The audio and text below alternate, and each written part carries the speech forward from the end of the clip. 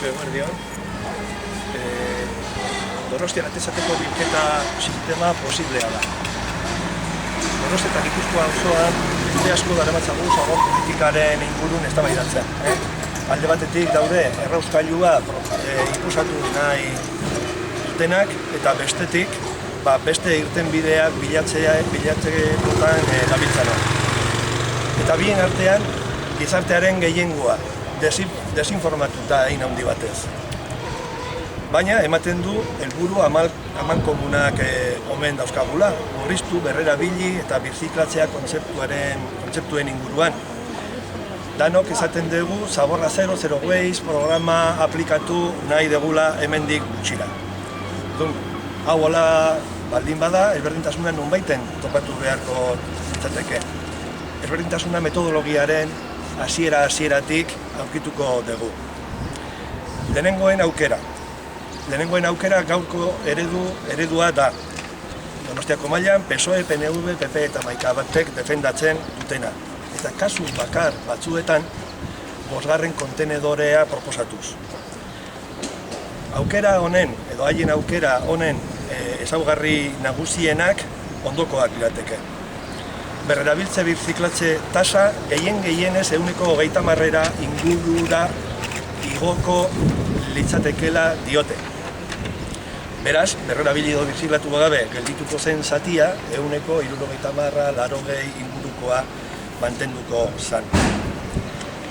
Orain arteko zabortegi eredua da haien irtenbidea edo jarraitzeko proposatzen dutena, hala errauste planta berak dakarren zabortegi toxikoarekin.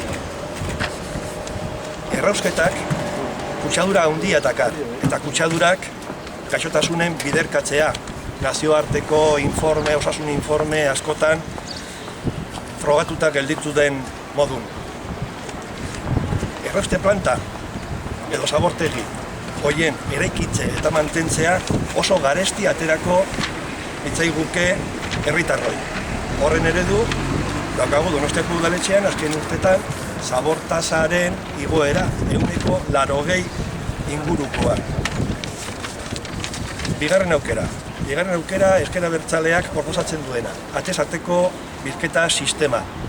Zero Waste delako hori, Zaborra Zero estrategia edo politikara hobekien egokitzen den sistema.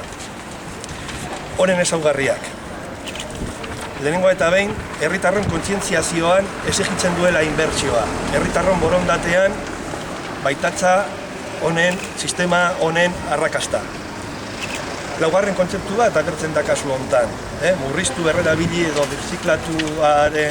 birziklatuaren gainez, erresponsabilitatzea kontzeptua agertzen da. Azken finean, zaborrena denon arazoa da eta beren irtenbidean denok hartu beharko lukete parte, erresponsabilitatea eskatzen du.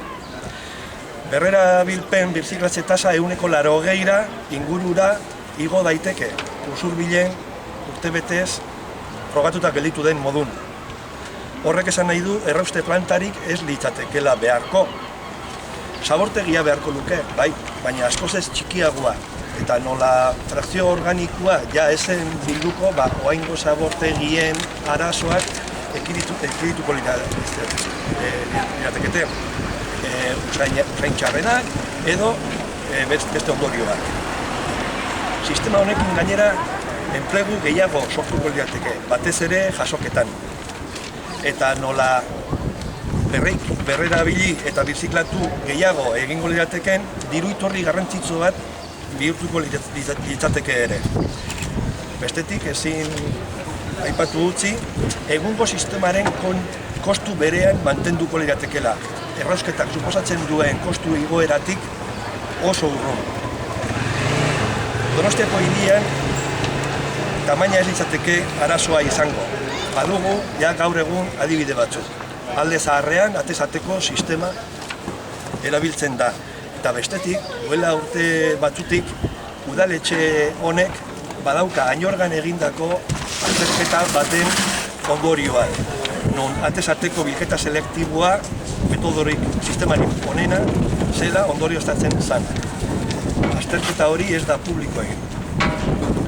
Beraz, bukatzeko, 3 Donostiako ezker abertzaleak, herritar eta auzotarrei, amankomunean ditugun helburuak lortzeko modurik egokiena atezateko sistema dela esaten diegu.